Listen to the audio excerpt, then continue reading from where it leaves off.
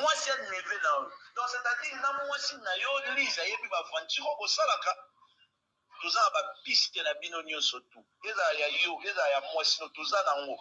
Le rôle, il y a ça, la neveu, c'est chantage. Et neveu, c'est un panza ministère na yo. Ministère no ya lokuta. Au moins, ministère, on a ministère à lokuta. Magie, yo, simba, bat. Oyebi nzambe arivela atalisaka ba oyo ya ye. Oyebi combien de fois oyo tantanga yo kokanga ite. Oyebi combien de fois oyo yelanga même na molimo oyebi okutanga yi nazala na force ya prière en jeune na prière. Makambo nyonso osala biso toyebi yango tozala bapreuve nyonso tu toana biloko nyonso tu bavideo nyonso tu. Mosali na nzambe nini ekozala keno afanda amela masanga. Tu prends de l'alcool, on connaît tant de choses. Trop c'est trop. Bisogno surtout, bayaya nevens, bandekwa nevens, toza contacté na yango makambo yozo luka osala pana epe e sala matelo banzamba ngwa za nzambe na yo moko. Nazo ye bisoto sola na pasteur Miguel pona bengi o ya mbiti. Ozomona ozala awa na Rwanda oyaka awa omona biso te toaka olela pano toaka kolanda pana ote nini te loko te paske bambongo na oyo koma nango bato bayebi te ndenge okoma na bambongo lo nde baosituke nango. Ozomona kana bakamera oyo bandenge komema wana kotombola wana bato bayebi te biso toaka na babola toaka babushi totelema na mai ya misu na biso moko. Azwi mbongo ya kosala Kazare Makan et puis comment Blaise Kande na ebisaki bino ke abotana mwasi ya grand frère na ye donc azwa mwasi et copine likango ya grand frère na ye bazalaka déjà et témoignage ya grand frère wana tant toyokaka alobaki que non la dame en question balongola même ezemi bakufela mwana elo mwa bajar wana balongola ze musot bakufela mwana elo mwa bajar wana donc eza penza relation oyo et bakoma kovanda na mwasi bien ka balaka ete officiellement. Et il y a une circonstance moko les grands frères à se retrouver en aboloko son abo sanité. C'est comme ça que Blaise a profité à comment obimana moi c'est Anae et Babandio Bota. Donc c'est sa première femme.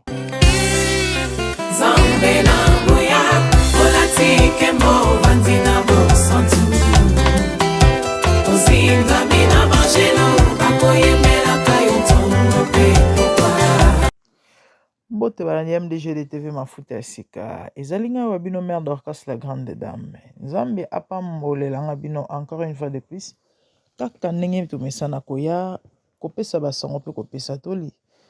Les amis affaires Blaise Manzambi na neve na Nevens toi les ya koningana boyoki pe bozo continuer koyoka banungu yango et tolobai tovanda kimia te surtout eza eloko ezo concerner cœur de Christ.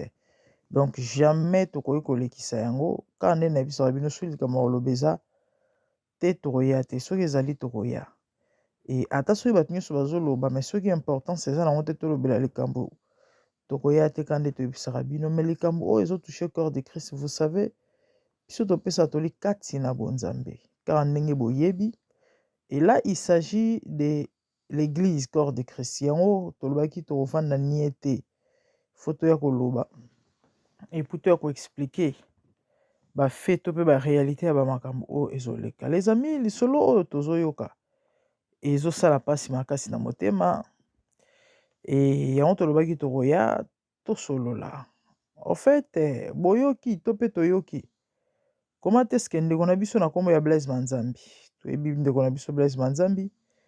Qui est Blaise Manzambi premièrement? Blaise Manzambi, c'est le fondateur ou encore le propriétaire, il y a Kazarema. Et média, tu es bien sa chaîne. Et il y a Monene, il y a YouTube. Oh, il y a une plateforme vraiment vaste. Et il y a Mbabasen, Nanza Mandenge Nandenge. Bato babi passé à Marcelo, le loso Marcelo aza Marcelo. Et ça parce que moko ya ba pilier. Et eza Kazarema. Marcelo ayebani mokili mobimba eza parce que aleka na Kazarema moto bimisa passé à Marcelo ti lelo akomi o akomi bien que le karasu na chaîne ngota fongola oyaye moi personnellement nayebi pasteur Marcelo Gracia Kazarema et bato ebele bayebi ke c'est na nzela Kazarema ane pasteur Marcelo lelo azwi renommé o azwi wana toyebi yango. Donc Kazarema ezali chaîne site oyo et promouvoir basale na Nzambe ebele, et il y a de ces serviteurs oyo lelo toyebi maona mokili mumba na bitando, et kaka ndenge tomonaka bango toyokaka bango grâce ya Kazarema les amis. Moi personnellement nayebi ebele. Blaise Manzambi, qui est Blaise Manzambi? Toujours continuer. C'est un Congolais. Oyo aya poto comme mutu nyonso ndenge ayaka poto koluka ndenge toyebi, et nangolo ya Nzambe baganya pe ba vie parce que Bible ezoloba eloko moko te koyi kopesamela mutu si ce n'est oyo epesameli na likolo. Mutu pardon, mutu akoyi kozwa eloko kaka oyo epesameli na likolo. Kisi ou pas, tout ce que l'on peut avoir, c'est le ciel. Donc, Blaise Manzambi, bref, c'est un courageux, un Congolais oyo, aluka vie, et azwa vie. Et parce que tu yebi Blaise Manzambi lelo, personnellement, ou encore bato bele ba yebi Blaise Manzambi na makambo ya Nzambe nanu te. Blaise Manzambi toyoka Blaise Manzambi ba yemba na ba musicien mokili. Blaise Manzambi yoka nsango, ba bwaka ye wenge ba musicien ebele ya minene ba bwaka Blaise Manzambi. Bref, tokota na mozindo te par rapport à nini Blaise Manzambi bandaka kosala, et tango azala na mokili toyebi mu nyonso azala na passé na ye. C'est vrai aviva pe ba vie moko boye, et toyebi réalité ya poto mingi bato toyebi basala bakombo na poto bayemba bango na ba musicien babwaka bango na banzembo mingi la majorité toyebi bazali toyebi bazala bato moko ya ba vie ya bien te, wana eza nango ya kobomba te. Donc notre frère avant ayeba Nzambe to lelo ava babenga ye oyo bazobenga ye lelo mosali na Nzambe, azali pe mutu ya mokili oyo azali pe na makambo ya mokili oyo moko areconnaître yango, et tokota na mozindo ya makambo wana te. Et quelque temps après toyoka Blaise Manzambi afungola chaîne na ye oyo azoyemba basali na Nzambe ebele, toyoka pe banungunungu ebele bato lokola ba Mark Tabu baporta ba Blaise Manzambi ba plainte to pe bakisa ba Blaise Manzambi na ba makambo ebele, et que soi-disant bazalaka et ba partenaire ya business, et que ndeko na biso Blaise na mwasi na ye bamonta bacoup contre bango. Toyoka mwa bamambo moko ebele, en tout cas bato baza na net bayebi bamambo nazoloba. C'est vrai flasher kaka, et puis toloba le pourquoi ya ba flash oyo. Vous allez pas comprendre le pourquoi ya ba flash oyo. Nous continuons. Qui est Blaise Manzambi? Nakoyamba basali na Nzambe mwasi na ye pe toyebi mwasi na ye ayembaka banzembo ya Nzambe, et parmi tant d'autres bon batitre mpenza na koyeba mpenza te. Nayebi frère Blaise Manzambi ye moko asala album moko na kombo ya Chiamo, et banzembo mpenza eza na kasi je ne connais pas trop, mais asala album. Et en passant je dirais que c'est un bon compositeur, hein? Il écrit akoma banzembo kitoko, et si j'ai bonne souvenance eza na nzembo moko ser na biso toyebi Esther Akawa ayemba papa yoza malamu papa parmi banzembo kitoko oyo Esther Akawa ayemba. Compositeur, pour votre information, compositeur ya nzembo oyo ya kantique oyo papa oza malamu ezalaka Blaise Manzambi. Et Blaise Manzambi ayeba banzembo moko ebele. Blaise Manzambi mwasi na ye c'est une servante, pardon, c'est une chantre pardon, ayembaka pe banzembo asalaka pe banzembo ya Nzambe, et eza na nzembo moko ya bango nalingaka mingi, titre nango nayebi te, mais je vais quand même essayer de chanter la chanson. Ya banzembo na ye bato bayemba batya yango mingi na bamatanga moma ya mawa ya tristesse, et masiya yo libanga nanga nalona yo na motema nabangaka lisusu kufa te. Nzembo wana ezala vraiment kitoko makasi, bato bayebi nzembo wana bayebi yango, et moto akoma nzembo wana eza Blaise Manzambi. So c'est un frère oyo aza pe na talent na ye ya bamakambo mosusu kaka ndenge nalobela bino par rapport ya batalent eza capacité naturelle oyo Nzambe atia kati na moto, oyo moto akoki koganye mpe vie na nzela na yango. Donc notre frère Blaise c'est aussi un artiste oyo akomaka banzembo et ana grâce mpe don wana parce qu'akomaka mpenza banzembo ya kitoko à ce que moi je sache.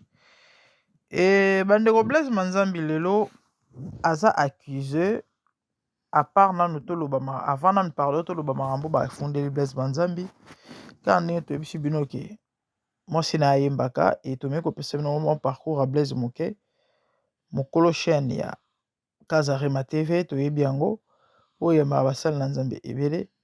Lelo oyo ndenge tozosola na bino boye Blaise Manzambi akoma to mpe azalaka prophète. Oui, Blaise Manzambi azalaka prophète et aza na église certainement. Bon, nga namonaka na mosika comment est-ce que ça va prière en ligne et bato bazala penza ebele il y a vraiment du monde oyo bakotaka mpona kolanda baprière ya frère ya prophète Blaise Manzambi. Ok. Lelo bandeko na ngai Blaise est accusé na affaire moko ezali très sérieux. C'est quoi l'affaire? Akushaka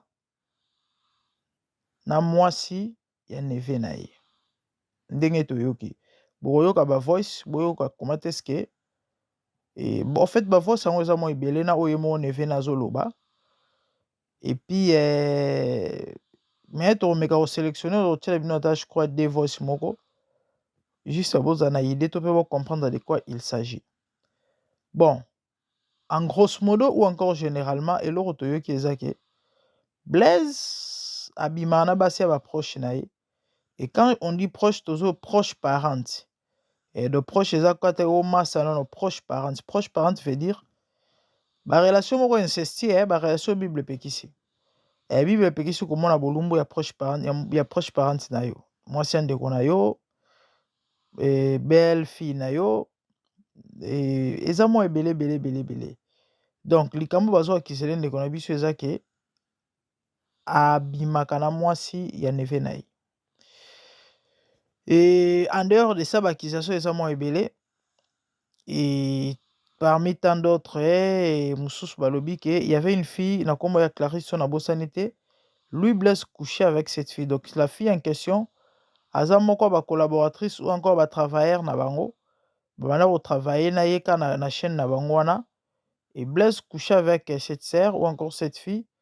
Et bizarrement ou encore curieusement, neve na ye moko autaki Afrique azali na mokanda te ye abane kopropose apesa ye mwasi la fille oyo ye abane obima na ye soit déjà mpo azwa mokanda e ayebisa meme neve wana ke nobala ye nga mona osala makambo nyonso e bosimba likambo oyo bo encercle likambo nauti komentionne ouais, parce que eza moko parmi baaccusation et bandeko na ngai kande na otoloba na bino ke bazokoakize abima na basi ya baproche parente basi oyo baya baproche parente na ye sikoyo toyoki ke ndeko moko azokoakize ke abande kobima na mwana mwasi moko e azwi mwana mwasi wana aluki apesa abalisa neve na ye déjà là il y a quelque chose qui cloche Blaise Manzambi abotisa mwasi ya grand frère na ye wana nanu abongoli motema te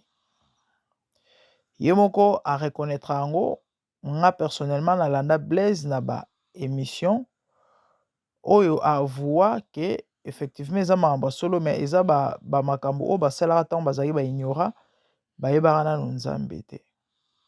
Ok, Bible ezoloba ntango moto ayaka epai na Yesu akoma ekelamu ya sika ntango tokutanaka na Nzambe to mpe tosala rencontre na biso na Yesu Kristu changement ezala radical bandeko na ngai. Jean-Baptiste azoteya ayebisi bapharisien ayebisi bascribe ayebisi bato nyonso peuple oyo bande kolanda ye azoloba na bango produisez le fruit digne de la repentance. Lorsqu'on se dit enfant de Dieu, il y a des œuvres qui témoignent réellement que nous sommes enfants de Dieu ou encore nous sommes convertis. Jamais okoko koma mwana Nzambe makambo kala eza toujours identité na yo wana c'est que conversion na yo il faut totia yango en cause. Nabete bino lisolo Blaise avoua d'avoir couché to pe kozala ba relation kobima kobotisa mwasi ya ndeko na ye oyo a reconnaîtra que ezalaki tant ya ignorance. Même apôtre Paul azoloba ke ezala na moment moko azala na ignorance asala ba mambo mabe, mais après nzambe asauva ye.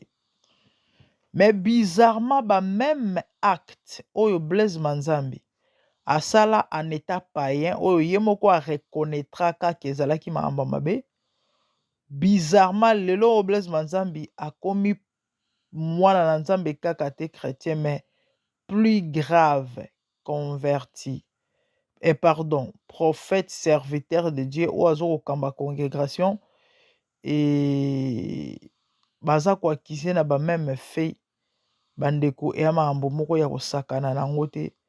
Toloba nini Blaise aza mosali na nzambe to te? C'est à vous de juger à la lumière de la parole. Blaise aza converti to te? Bo juger à la lumière de la parole. Bandeko nanga bo sakanaka na identité ya mokristo te. Un chrétien, selon 1 Jean 3, akoki ko broncher. Ça c'est autre chose. Ko demere na lisumu, kokwea eza eloko mosusu, ko demere na lisumu eza pe eloko mosusu. Sikoyo mwana ya nzambe ya solo ata soka koki ko broncher, ata soka kobeta libaku, ata soka kosumuka, eza na ba modèle to ba forme to ba sorte ya ba masumu oyo mwana nzambe akoki ko se retrouver na kati te. Impossible à cause ya identité o azolata, à cause ya molimo na nzambe avandi kati na ye. Parce que 1 Jean 3 ezolakisa biso différence entre mwana nzambe na mwana satana. Balobi na biso différence ezali semence. Semence oyo eza kati ya mwana nzambe ekoki kotinda ye na bamasumu te. Et de même semence oyo eza kati ya mwana satana ekopuse na bamabe. Siko mwana nzambe ata beti libaku eza na bamabaku to pe bamakambo oyo akoki kosala te. Tel que inceste. Quand tu te dis enfant de Dieu, on ne peut pas te trouver dans ce genre de choses. Et il y a de ces péchés-là. Oyo ke mutu so abongoli motema, akoki jamais ko se retrouver na kati. Impossible si réellement aza converti. Siko babilo ba akize ndeko na biso ezokotia en cause ki bonzambe ya Blaise Manzambi. Si cela est vrai, bandeko nanga eza makambo moko eza très sérieux. Tant na loba très sérieux, nazoloba très sérieux. Balobi Blaise Manzambi azalaka prostituée, abimaka na bato minene. Ba video ezali compromettante na ya ye na ya mobali na ye par rapport ya ba vie ya mabe oyo bazalaka nango. Bandeko nanga plus ou moins un an passé, Blaise Manzambi asala featuring na Koffi Olomide, s'il vous plaît. Les amis, c'est à vous de juger si réellement bandeko na biso oyo na mwasi na mobali baza basali na nzambe. Blaise Manzambi asala featuring na Koffi Olomide. Toyebi esala makelele na toile badefanda yango na bandenge na bango soi-disant. Eza moko ya balolenge oyo tokobenda bato wana kati na bonzambe. To moko ya balolenge ba Koffi et consort bakobongola mitema. Bandeko na ngai tozala bato quand nde nalobaka soyons des gens à la lumière de la parole, hein? To analyser pe to juger selon makomi. Bible ezoloba nanga na 2 Corinthiens, je crois na chapitre 7, qu'il n'y a rien de commun entre les fidèles et l'infidèle. Bible ezoloba quelle part a l'infidèle, un enfant de Dieu na mwana na satana. Pourquoi na bengi Koffi mwana na satana na komache bamona ngai te? Koffi mutu moko ta ko ignore to akoboya to akoloba ke Koffi aza na kisi te. Koffi c'est un magicien. Koffi c'est un mondain kaka te, mais Kofi toyebi Kofi ana bakisi ya makasi ya kosakana nango te. Kofi ayembelaka mokili, Kofi ayembelaka mbongo, ayembelaka mwasi, ayembelaka basirene. Banzembo ezali tel ke ba ekachaka. Oyo nzembo moko soko oyoki yango parce que biso nyonso ava tobongola mitema tozalaka mpe na mokili, mutu moko abotama chrétien aza te. Tokomaka chrétien ntango tozwaka conscience et puis toacceptaka Christ dans nos vies comme Seigneur et Sauveur. Mutu moko te abima na libuma mama na ye etant chrétien aexistaka te, azalaka te pa ozala te. Tant ignorance ezalaka tozala pe na mokili na moma moko boye. Bandeko na ngai Koffi Olomide na nzembo lokola ekachaka. Nzembo moko plein de blasphème. Donc Monsieur Olomide un blasphémateur tout fait. Bible zoloba lisumu nyonso kozala pardonné à l'exception ya blasphème contre le Saint-Esprit. Le batu moko oyo à la lumière de la parole. Nalobi bien à la lumière de la parole. Mutu o atanga a Bible a contredire ngai te. Nzambe aza souverain, c'est vrai na bonzambe na ye, asala des fois mambolekela entendement na biso. Mais croyez-moi, je peux vous prouver noir sur blanc, na que je vais choquer, mais c'est ça la vérité.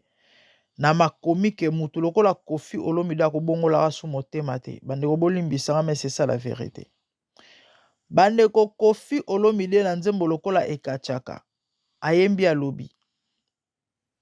Nzambe, après avoir rokela likolo na se, akeli nyonso mazalaika satisfait jusqu'à ce que aye kokela ekachaka tala niveau ya blasphème. Ekachaka nde tanga ayaki nde place nzambe akoma ye satisfait. Or Bible zoloba nanga dit après avoir créé le ciel et la terre, aloba que tous et cela était bon. À premier jour après avoir créé, Bible zoloba il y a un soir et un matin, Nzambe a déclaré après avoir otala ba créature na ye, création na ye alobi que cela était bon. Ti na 5e jour, 6e jour, asali mutu Bible lobi que cela était très bon. Donc na ba créature nyonso Nzambe akela likolo se moi mai après avoir kokela mutu bandeko mutu azalaki perfection ya création et Nzambe Bible zoloba nuance ezalaki après avoir créé l'homme. La Bible dit que Dieu déclara et dit que cela était très bon. Par contre, avant que la mutaloba, cela était bon, mais après avoir que la mutalobi, cela était très bon.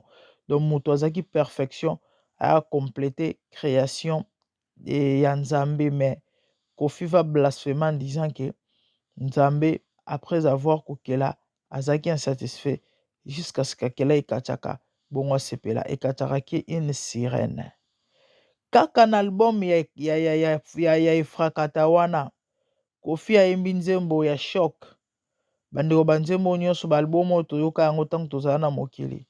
Na nzembo wana Koffi ayembi alobi pasi azokoyoka na bolingo eza lokola pasi ya mwana Nzambe sur la croix. Il compare la souffrance ya bolingo na ye ya makambo ezanga ntina na pasi Yesu amonana ekulusu oyo amema souffrance ya humanité mobimba. Esuki wana te abakisi na suka alobi eza souffrance oyo ata Yesu akondima ngo te mpona bonheur ya bakristo. Et pourtant, Christ est le plus précieux que Dieu pouvait donner. Christ, c'est tout ce que Dieu avait resté. Oh, Nzambe atikalaka na yango. Nyonso etikalaka po epa na Nzambe, c'est Jésus. Ya motuya o Nzambe akokaki kozala na yango eza Yesu. Donc, oyokaka ke non, nyonso yanga ya motuya, c'était Jésus. Et il va livrer son fils unique. La Bible déclare son fils bien-aimé car pour na lisumu ya humanité son fils azaki sans péché. Quel intérêt que Nzambe aza na yango mpona kobikisa mokili bandeko?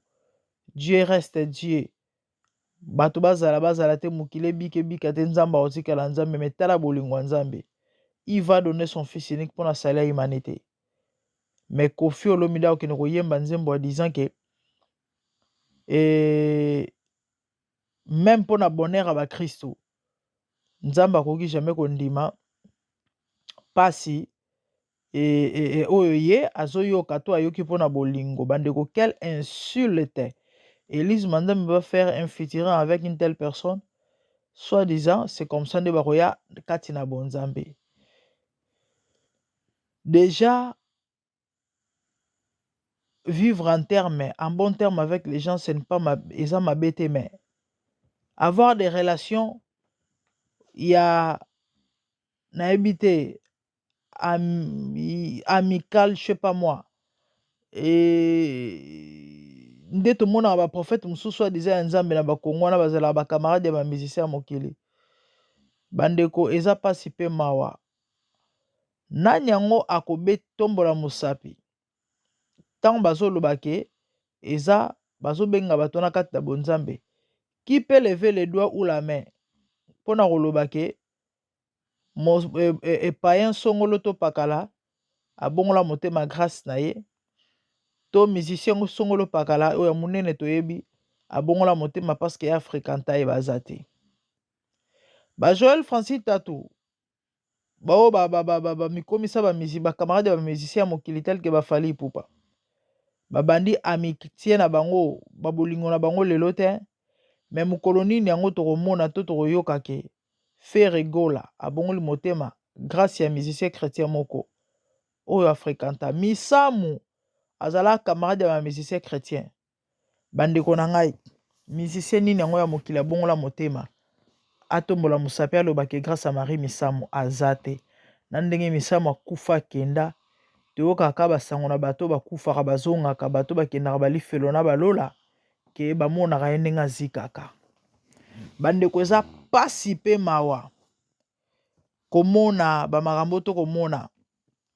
les amis soki na telemelaka makambo jusqu'à la dernière énergie nayebisaka bino c'est simplement parce que mwana moko te akovanda kanga maboko to asepela mona bakofinga tata na ye to bakofingisa tata na ye mwana moko te lelo oyo église eza sali lelo église eza insulté lelo oyo kombo yesu okomona pasi basali na nzambe bakofingama likolo ya bato lokola ba Blaise Manzambi ba Lise Manzambi ya ba Joël Francis et les autres.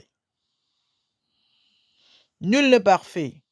Mais quand on est dans quand on se dit enfant de Dieu ou chrétien, il y a de ces genres de choses oyo ekokisu kozala nommé parmi bisote ndenge apôtre Paul Azolo. Même moi qui vous parle, les amis, j'ai des faiblesses, c'est un humain. Mais il y a de ces choses-là que vous allez mentionner katinangate. Pourquoi? Parce qu'il y a changé identité. Pour nini naza chrétienne. Na moi na Nzambe. Il y a des milieux que je ne peux plus fréquenter. Il y a des gens que je ne peux plus fréquenter. Pour nini? Pour na identité à moi na Nzambe. Paul Azoloba, la création tout entière soupire et attend la révélation du Fils de Dieu. La révélation du Fils de Dieu au pluriel dont nous sommes. Le monde doit voir Christ se révéler en nous, car nous sommes la lumière du monde, dit la Bible. Moi, Nanzambe Sengele Angengisa, Bisika Zoami. Babaki, si vous êtes le seul de la terre, Moussala Mungo ezala pona kopesa goût et puis pona conserver biloko. Siko ba chrétien obiso toza to komi benga goût nini to kopesa bisika tozali. Goût nini Blaise Manzambi, Lise Manzambi bakopesa na mokili na makambo bakosala. Bandeko eza mawa eza pasi. Ces gens ont pour mission kokangela bato porte à lola. Pourquoi? Parce que bamakambo ekosalema oyo boyebisa ngai nani yango akobongola motema to nani yango akondima koya na église en écoutant ce genre de choses. Si ces accusations sont vraies, les amis, nani akondima penda longola makone kwatu aza païen ayebi Nzambe te avec tout ce qui se passe là ake na église ya Blaise Manzambi ake kosambela meme mwasi na ye nani bandeko na nga azate bakoya te au contraire bakofinga bakoloba bomoni bato ba soi-disant serviteurs de Dieu bomoni ba chrétien bato ya Nzambe parce que yango nde moto ekoma point faible langage oyo bato bakoma kotenir yango wana tala bato basambelaka makambo bazosala nde kombo ya nzambe kofingama eza mawa mpe pasi. Bandeko kaka ndenge na mesana koya koloba na bino ke avant ke l'église songolo bondela otuna nzambe. Pourquoi? Parce que église ekokoti olola tout comme église ekokoti soli felo. Mosali na nzambe oyo okokangama na ye na nzela na ye amno kobika tout comme na nzela ne amno kobunga. Bible ezoloba na biso na Psaume 133 ke mafuta basopi likolo moto Aaron ekuti likolo ekisi na bilamba tina makolo. Mosali na nzambe azala representant ya nzambe.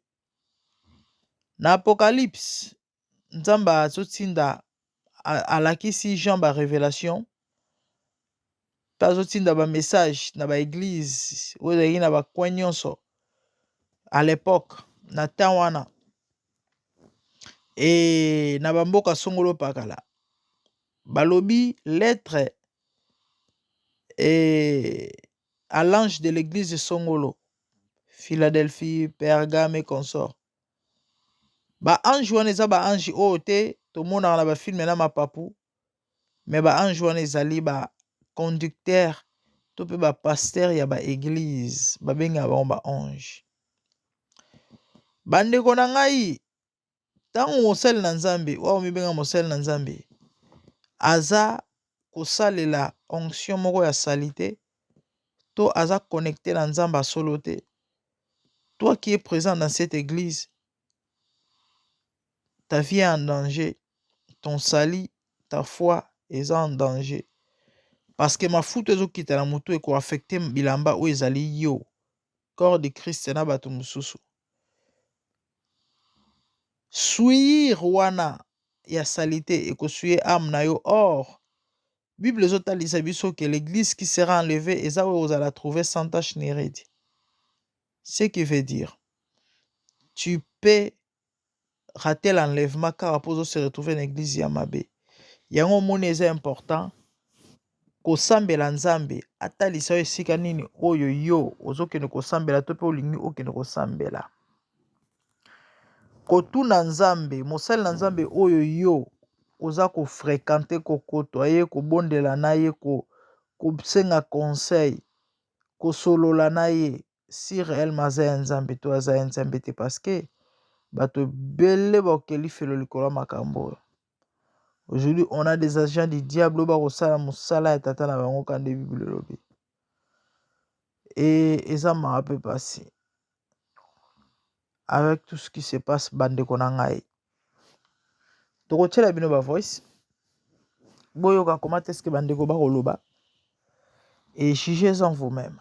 Bandeko eza mawa eza pasi mais nayebi te soki mpenza nakoloba nini to nakokonseye nini, mais ce que je peux dire na bandeko ya nango na trop tard te babongola mitema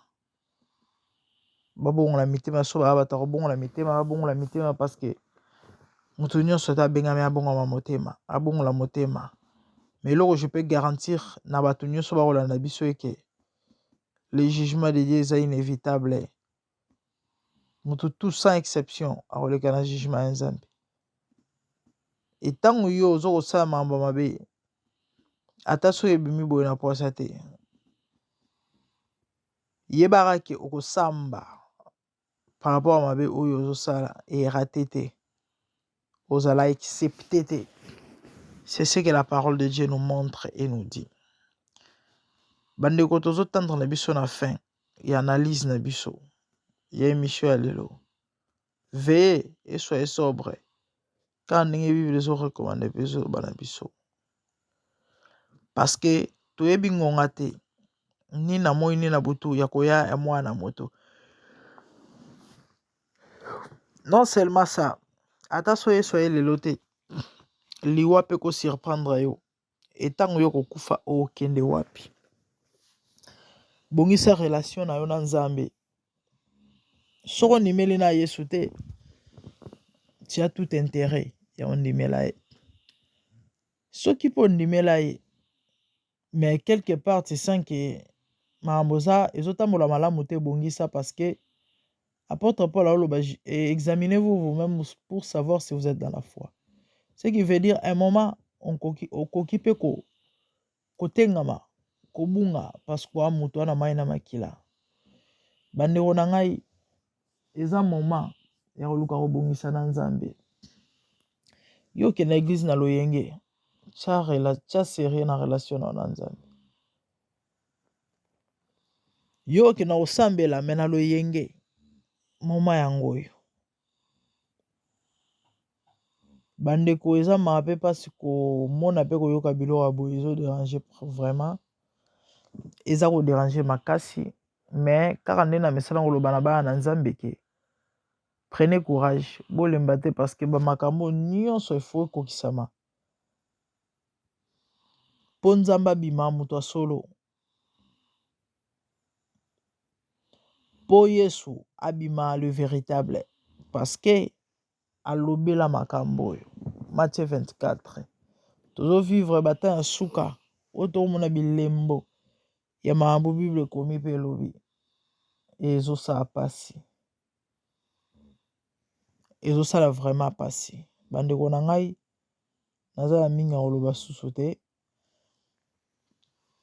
Toyoki mwa moke analyse et toyoka siko ba voice bisika tozali. Nzambe apambolela nga bino abondama. nabengi juste mpona problème ya Nevins na mwasi na ye. En tout cas toza informé na problème wana, ça fait trop mal. Omoni ntango ozolobaka oza mosali na Nzambe, il faut olakisa bafruit ya Saint-Esprit kati na yo.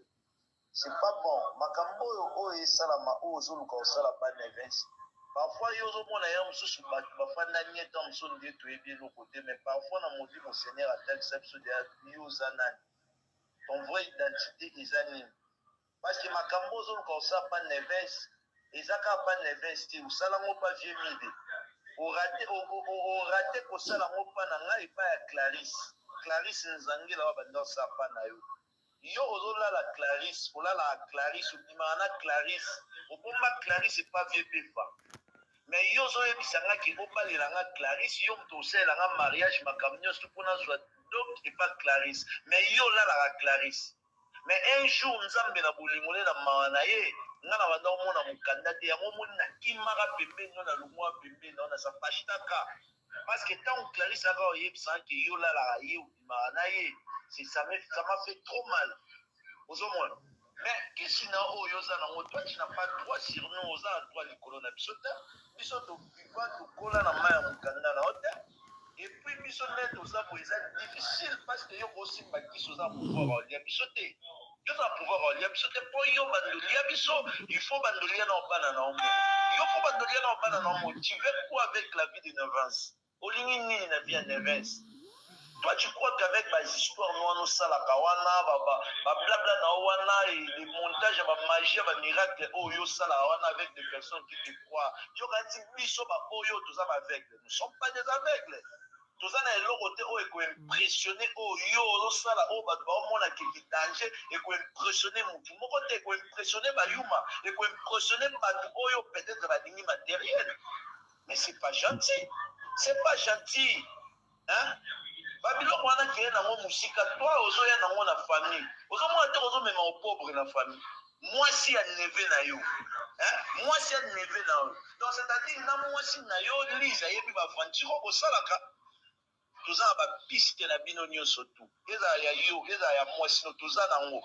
Lokola yo ozosala Neves ba chantage, ke Neves ainga panza ministère na yo, ministère no ya lokuta. Au moins ministère oza na oza ministère ya lokuta.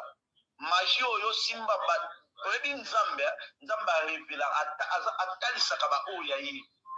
Oyebi combien de fois oyo tantanga yo kokanga ite. Oyebi combien de fois oyo yelanga même na molimo oyebi okutanga yi nazala na force ya prier en jeûne na prière. Makambo nyonso osala biso toyebi yango. Tozala ba preuve nyonso tu. Toana biloko nyonso tu, ba video nyonso tu. Mosali na Nzambe nini ekozala ke ino afanda amela masanga. tu prends de l'alcool, on connaît tant de choses. Trop c'est trop, bisogno surtout, bayaya nevens, bandekwa nevens, toza contact na yango makambo yozo luka osala pana epe esala matelo banzambe mwazalaka nzambe na yo moko. Nazoye bisoto sola nanga Pasteur Miguel pona ndenge oyo ya mbiti. Ozomona ozala awa na Rwanda oyaka awa omona biso te toaka olela pano toaka kolanda pana ote nini te loko te paske bambongo na oyo okoma nango bato bayebi te ndenge okoma na bambongo no nde baositukela ngo. Ozomona kana bakamera oyo bandenge komema wana kotombola wana bato bayebi te biso toaba na babola toaba babushi totelema na mai ya misu na biso moko. Donc toza ntina na oti tika Nevens tranquille tika mwasi ne tranquille. Oto pesaka ya yo moko te so ndeni. Ozomona Nevens aza mutu aza na kati ya mokilia a rendre compte na yo ozwa règlement de compte na yo peut-être nga oyo lelo na yebi nzambe na ko pardonner yo mais Nevens te ozo comprendre Nevens te. Donc yo il faut yemba ke o se pose na ba limite yo zo franchir ba ligne rouge. Mwana la mwasi ya mwana kasi na yo eza sorcellerie. Sorcellerie poti sa mwasi bato avie mingi poti sa ebana sorcellerie même à la famille. Arrête avec tes histoires là tika ba blog wala bless tika yango eza bien te. Oh yo boya pega koyamba nozo ya mbatana osala bien eza ndenge na wana mwasi na eza ba jeune na bino yebisa mpe mwasi no donc asali bien ndenge a bloqué numéro na ngai asali rien ko effacer ba message ne oya bande ko koma ba message na bande ko koma na transfert qui ont déjà dit sur pas Nevens asa na ngo donc ami tunisama na eti orgueil eza pena musala na bino ok basali na nzambe bazala ba orgueil ti musali na nzambe azala mutu omikitisa donc voilà ezolakisa déjà que donc boza pena donc ya nzambe te nde boza wana parce que makambo oyo ozosala eza bonzambe te po ezopanza famille parce que libota na oyo uche ko panzana te nzambe tango atomboli mutu na libota wana eza béni mais c'est le contraire libota na ezala ya kopanzana depuis que tu es devenu pasteur apport nini oyo apporter na kati ya famille na les gens sont divisés il y a tant de problèmes oyo memi na kati ya libota et bien mide il avait raison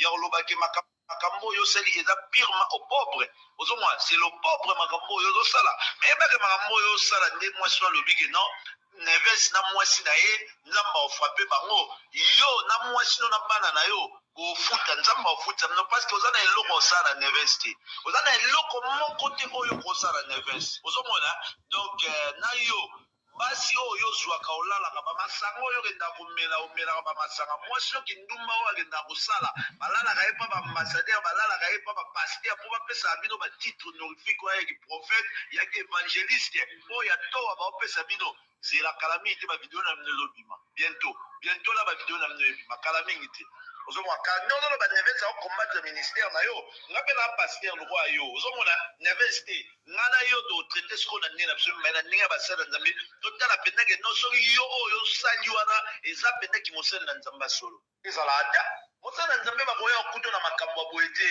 bakuto na makambo mosusu ba makambo ba mbongo ba makambo ya boete na kati ya libota na yo mwasi ya neve na yo. Même histoire qui se répète. Na mwasi ndeko na mwasi neve na yo lali mwasi yo ba sa mwasi na neve na yo. C'est pas bon il est gentil. C'est normal. Au futa yo na bana na mwasi to bo futa. Bande des aventures.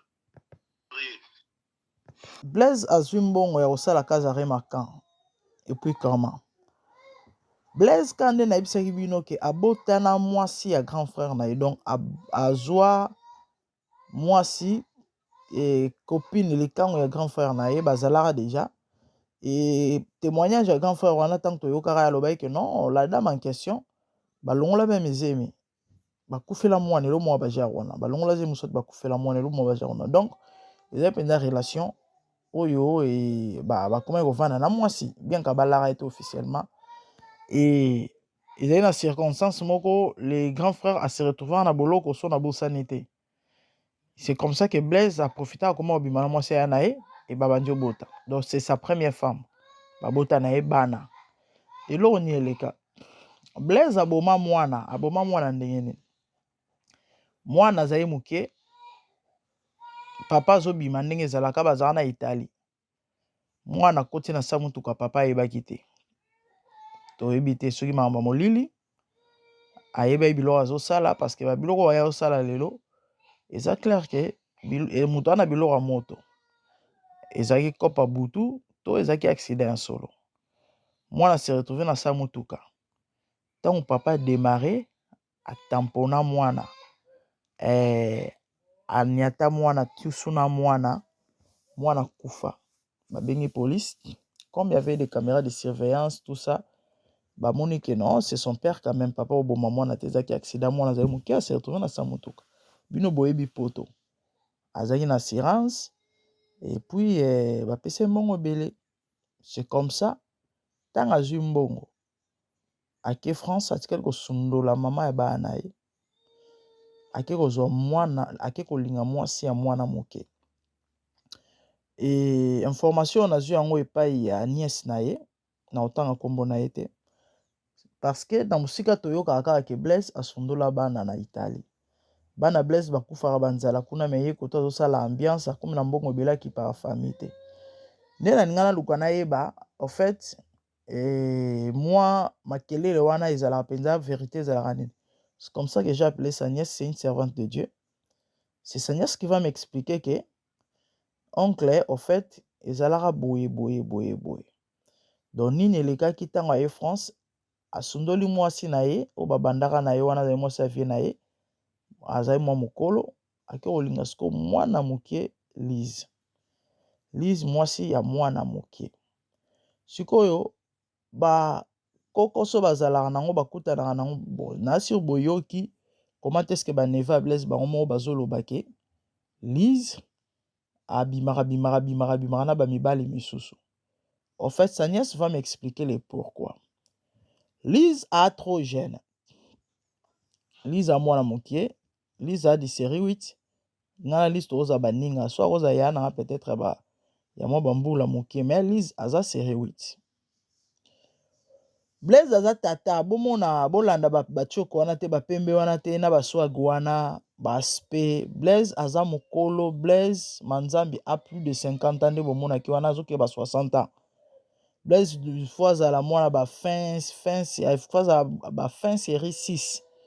Blaise fois azala fin série 6 début série 7. Le temps dans le début peut-être début 70 71 fin série 6 donc entre 68 71 âge à Blaise aza na kati wana. Blaise a mokolo. Donc Blaise aza vraiment mokolo. So robota avant a robota pelise po bana poto batia baze maintenant ba 13 ans. Blaise a mokolo. Sko Lise aza nzotologue. Aza nzotomiste. Aza nanu na ba pulsion ba peme eza nanu. Ba pose eza nanu. Alinga nyeka nanu. Aja Blaise a mutu akobetaka bade ronde te. Première ronde, deuxième ronde, boyebi bana basi nde balingaka ya ba congolaise surtout. Ye a mutu ba ronde moko. Ronde moko avandi. Sko Lise alingi bongo te. Lise alingi fo moi ko kende. Moi ba 3 et ça moi bien.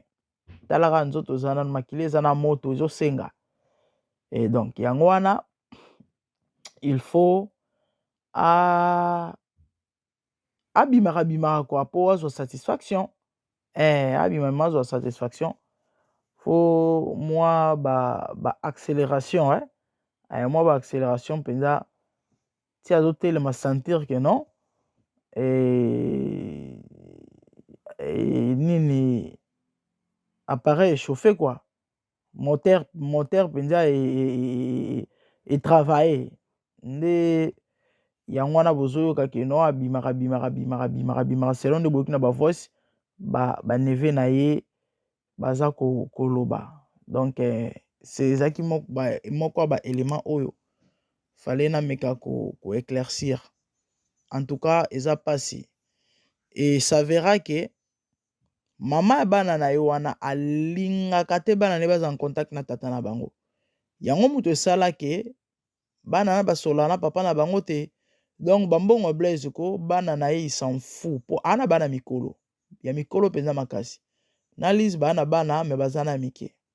tala prophète soit giti faut père moi ça pas accompagner la bana et tout ça de déranger et tout ça faut des fois benga bana bayambaka été et donc en fait raison eza à cause ya ba mambo na ye oyo certainement moi ça timbela ke ye mo muta bomaka mwana wana parce que je ne vois pas na raison nini mwama okende kopekisa bana na papa bana papa na bango na omona te soki ezalaki accident bon nayebi te mpo asundolaki akebala mwasi mosusu c'est vrai akozala na kanda mais akopekisa bana papa na bango vous comprenez mpe de place eza mwa louche ke eta mosusu mwasi atimbaka amona ye ke moto a mystique azobanga peut-être baya kobomele bana na ye nayebi te eloko mwa bajare wana makambo kokamwa tambola mokili omona makambo babiloko même un païen ne peut pas faire mais motu moko azokomibenga prophète soi-disant mosele na nzambe azose retrouve na kati bana na nzambe bofungola miso ye le temps est mauvais bobongisa barelation na nzambe bobongola mitema koya mwana moto komi pene bilembo yango ezokokisama vraiment mingi koloba eza te boyoki nyonso kandi toyebisa bino bavoisi eza ebele mais moyen totia mpe nyonso eza te vraiment ya pas moyen totia nyonso toponi kaka ya moke juste mpona kolakisa de quoi il s'agit po ezala te ke non bakoseli makambo do baoyo boyoki bazoloba bamembre ya famille bamembre ya famille nga moko nasi nalanda vie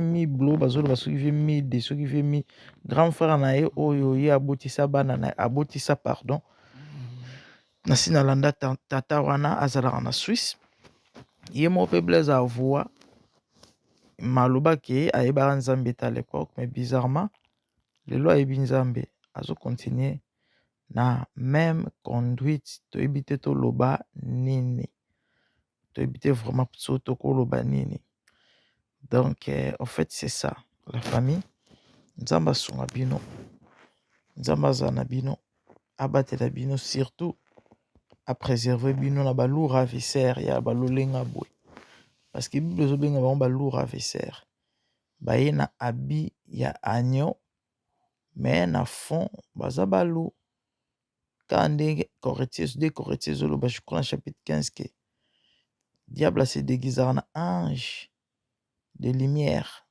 ministre na ministre de justice bokomona l'apparence de la piété mais régna ce qui en fait la force elongi ya limemia elongi ya bonzambe elongi ya kimia mais ndoki monene yango bandeko vous devez faire très attention aux apparences bakolia bino bokokufa faites très attention na baapparence soki kutu basi ya bandeko na ye azosala bango boye bongo sikoyo bamembre to mpe bandimi oyo bana kati ya église encore basi toyebi généralement basi bazalaka na bango mouton bolimbisanga mpona expression wana naza mwasi nga pe c'est vrai exception ezalaka mais généralement quand je dis ça je sais de quoi il s'agit toyebi bapaster babizaka na bana basi n'est-ce pas bana basi bazalaka mwa ndenge surtout soki